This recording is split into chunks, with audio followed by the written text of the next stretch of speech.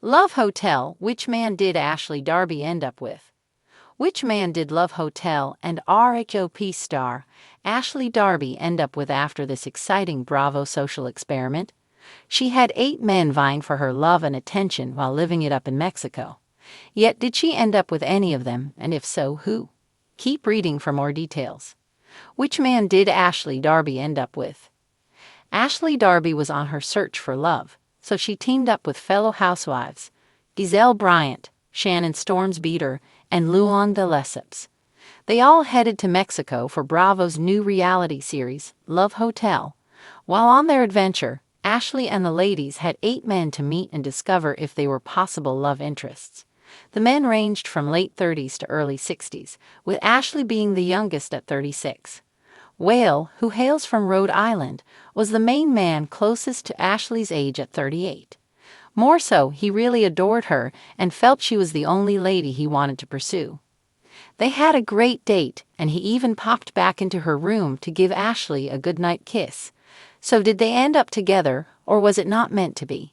As it turns out, she is still dating Josh Gudenbear, a man she met on RHOP during a speed dating event. They recently celebrated his birthday, which has led fans and followers to wonder why she even went on Love Hotel to begin with. Yes, they had been casually dating since they met, but now it appears to be more serious. It could have been that none of the 8 men intrigued Ashley Darby enough and made her realize that Josh was the one she wanted. Despite being interested in Whale and having a connection, it could have fizzled over time. Now that she is back home, she is back to seeing Josh, and although they seem happy, it is unclear how serious they actually are. Seeing Ashley and Josh together made fans very uncomfortable, and they had a lot to say. Is this all a lie? Love Hotel fans want to know why Ashley Darby is on the show. They can't help but wonder if she just did it for the money. Then again, as aforementioned, she and Josh were casual for some time. Therefore, seeing what else was out there before committing could have been the best thing. One fan had this to say regarding Ashley and Josh's romance, plus her involvement with LH. Well, if you watched the reunion, yes, in summary, she let him know she was just going on the show to date, but they are more so casual and open. So it seems that they had an agreement before she left for Mexico, and it worked quite well for them. Still, followers are still uncomfortable with her being on the show.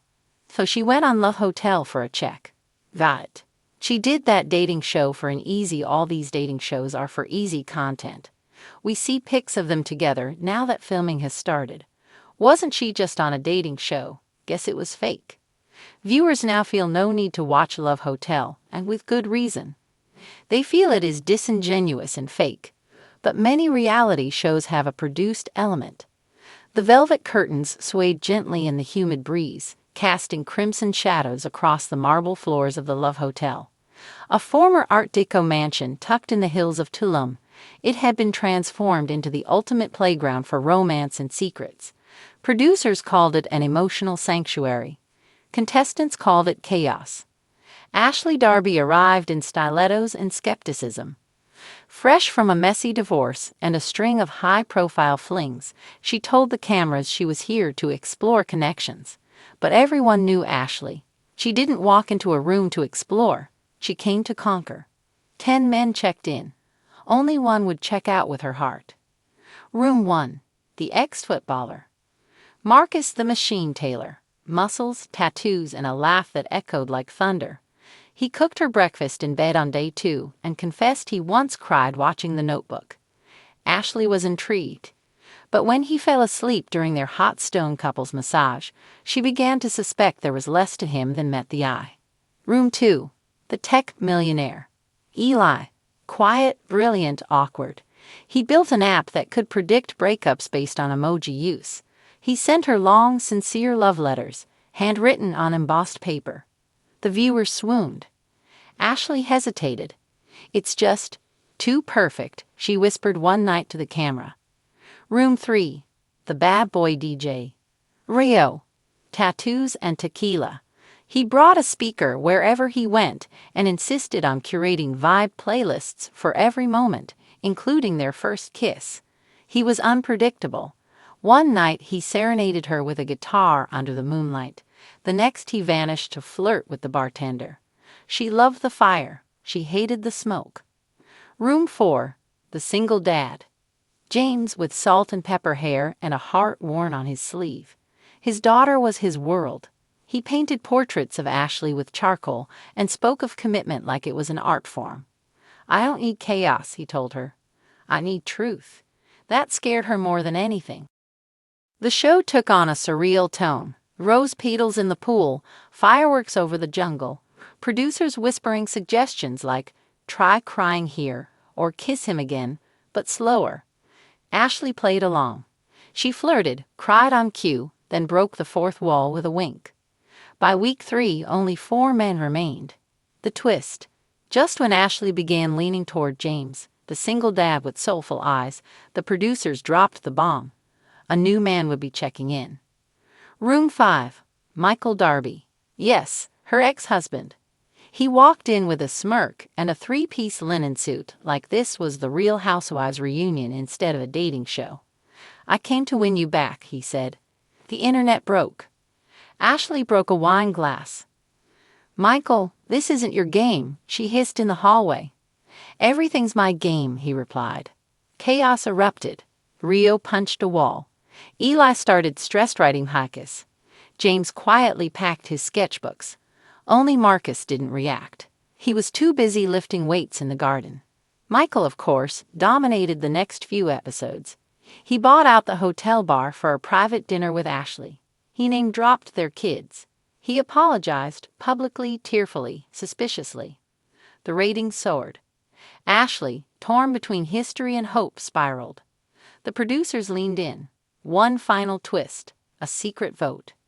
Ashley wouldn't choose the man. The men would choose if they wanted to stay. Those who stayed, she'd pick from. Those who left, gone forever. The final vote.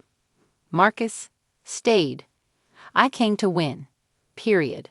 Eli left. "I want someone who knows they want me." Rio stayed. "This ride ain't over, baby." James left. "You already had the man you needed." Michael stayed. Of course. Ashley wept. Genuinely. The game had stripped away the glitz, the games, and the edits. She stood in the middle of the rooftop garden, barefoot, vulnerable. "Is this love," she asked, "or just a mirror?" The finale. The last night arrived. The red carpet stretched from the pool to the moongate. Ashley wore a gold gown, barefoot still, symbolic now. 3 men stood before her: Marcus, Rio, and Michael. She eliminated Marcus first. "You're strong," she said, "but I need more than strength." Rio smiled like he knew he was next. "This was never love," she whispered, "just noise." He kissed her hand. "Then I'll turn down the volume." Michael stepped forward. "We have kids, memories, a legacy. Don't throw it away." She looked at him for a long, long time. "You're right," she said. "We do have a legacy. That's why I'm choosing myself this time." No man. Just Ashley, walking barefoot into the dawn, the sun rising behind the hotel. The viewers went wild. Twitter exploded. Hashtag Ashley Coase herself trended for 48 hours. The producers called it a disaster. Ashley called it a rebirth. Months later, she released a podcast titled Love. Actually, Why I Said No. It charted instantly. Michael, it turns out, had signed a prenup that expired the day before the finale. "I loved him once," Ashley said on the first episode, "but I love me more." Epilogue. A year later, paparazzi spotted Ashley walking hand in hand in Paris with a mystery man. Tall, caramel-skinned, dreadlocks, and a smile that screamed poetry. No one recognized him. He wasn't on the show, wasn't a millionaire, wasn't famous. Just someone who saw her beyond the lights, beyond the edits. And Ashley, she smiled at the camera and didn't say a word.